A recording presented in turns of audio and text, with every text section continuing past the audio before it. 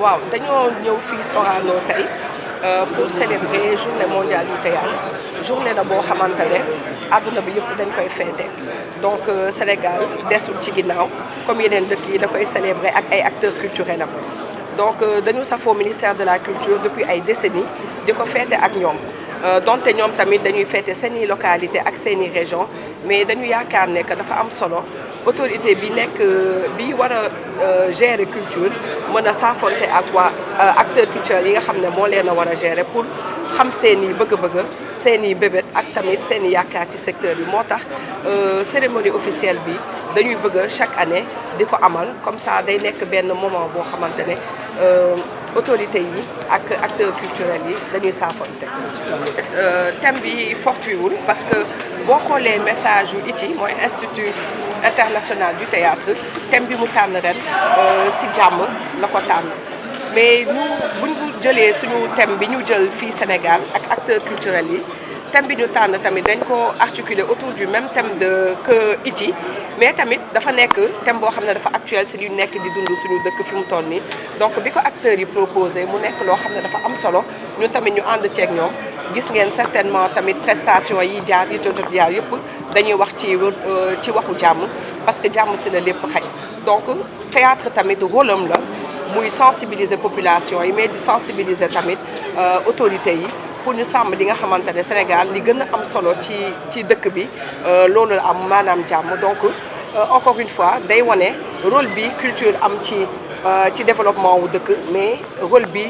culture am tamit ci stabilité wu dëkk. waaw sànq ñu ngi doon waxtaan et je pense que secrétaire général du ministère bi wax na ci mesures yoo xamante ne yu bëri état du Sénégal teg na ko pour oyofal dundinu artiste bi maanaam kii liggéey ci wàllu culture. donc ci gën a fës rek parce que mënuñu wax yëpp yi ci gën a fës mooy ñaari semaine ci ginnaaw ñu ngi valider texte d'application loi sur le statut de l'artiste bi nga xamante ne voté woon nañ ko def na at texte yooyu dafay tax loi bi nga xam ne dañ ko voté pour artistes yi gën a yëg seen bopp ci li ñuy liggéey texte yooyu ñu validé matul 2 semaines day tax ñu mën a def liggéey bi effectivement donc bokk na ci texte yooyu benn décret boo xamante ne wàllum protection sociale la maanaam loo xam ne dafay aar artiste bi ba bu paree liggéeyam daanaka dina am retraite bu nekkee ci wàllu liggéeyam bu amee accident de travail dinañ ko jël en charge tamit ay prestations familiales waa njabootam dinañ ko jël en charge tamit dañuy taxaw tamit ci wàllu santé wam bu feebaree donc loolu yëpp nekkoon yoo xamante ne artistes yi amuñu ko woon tey ak loi bi am neen ko donc c'est état bi dafa war a jàppale secteur culture mais jàppale bi njëkk mooy mettre leen ci ay conditions yoo xamante ne seen liggéey dinañ ko mën a def bu ñu feebaree dinañ faju bu ñu arrêté liggéey dinañ am lu ñu dundee bu ñu amee accident dans le cadre de leur travail tamit dinañ ko mën a jël en charge donc bu loolu weesoo tamit gis ngeen ne que secteur culture mettre na en place ay fonds yu bëri fonds yi tamit li leen tax a jóg mooy soutenir maanaam jàppale initiative yeeg entreprise yi pour que ñu mën a développer seeni activités donc mën naa fi citer ay fonds yu bëri cinéma am na fonds cultures urbaines am na fonds livre am na fonds daanaka ay initiative la yoo xamante ne vraiment pour dooleel ñi nga xam ne dañuy yëngatu ci secteur culture fonds yooyu nag yamul Dakar ay fonds la national donc képp koo xamante ne yaa ngi dëkk Sénégal yeewoo fi boo amee projet boo xam ne dafa méngoo ak lii fonds bi tëral dañ lay financer que mu nekk Sénégal mu nekk Kédougou wala mu nekk Thiès ñëpp ñoo ci bokk yam. Au niveau mondial, le message de l'ITI tourne autour de la paix, mais pour notre contexte un peu plus particulier, avec ce que nous vivons actuellement, le choix n'est pas du tout fortuit, il a été bien pensé et ils ont l'articuler autour de la paix et pour respecter les droits d'auteur, le thème est sorti de l'acteur culturel comédien Pape Maïssa Gueye. Je pense que si je dis que le choix n'est pas fortuit avec le contexte actuel, vous comprendrez que c'est encore un message de la communauté artistique du théâtre, un message, un appel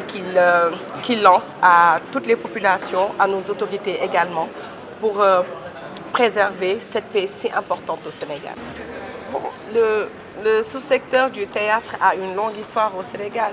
Vous savez que dès que nous avons accédé à notre indépendance, le théâtre fait partie des premières expressions qui ont été vraiment développées au Sénégal, avec bien sûr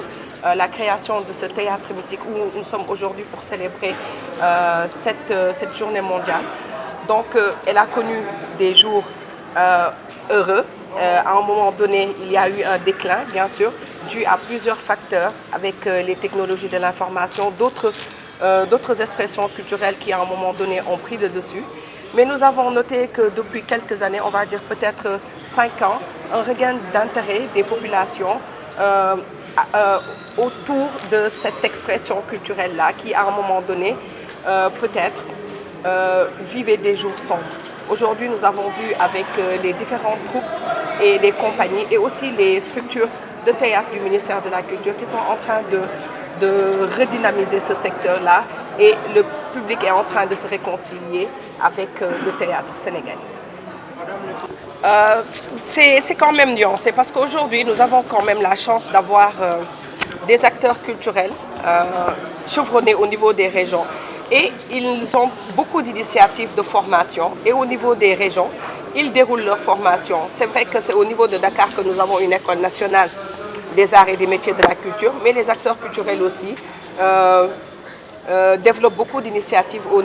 niveau local. Et ces initiatives-là sont accompagnées et prises en charge comme celles de la capitale. Donc les fonds qui sont mis en place au niveau de Dakar sont les acteurs qui sont dans les régions aussi peuvent bénéficier. C'est sur la base de dépôt de projets, et c'est comme ça que ça se passe. Je pense que la condition des acteurs culturels, globalement, pas seulement celle des acteurs du théâtre, elle est encore fragile. C'est dû au fait que l'acteur culturel, le professionnel de la culture, n'a pas bénéficié très tôt d'un cadre favorable, en tout cas à son épanouissement, mais aussi un cadre qui aujourd'hui le protège, aussi bien au niveau social qu'au niveau traitement salarial. Et tout à l'heure, je pense que le secrétaire général est revenu là-dessus en énumérant toutes les initiatives qui ont été prises et les mesures pour améliorer la condition de l'artiste, du professionnel de la culture. Donc il a parlé tout à l'heure de la loi sur le statut de l'artiste. Il y a 2 semaines exactement, nous procédions à la validation au niveau national des textes d'élaboration qui vont nous permettre de mettre en œuvre cette loi sur le statut de l'artiste, qui va leur conférer aujourd'hui un statut de travailleur avec tous les avantages qui vont avec, à savoir une retraite après leur travail, une protection sociale aussi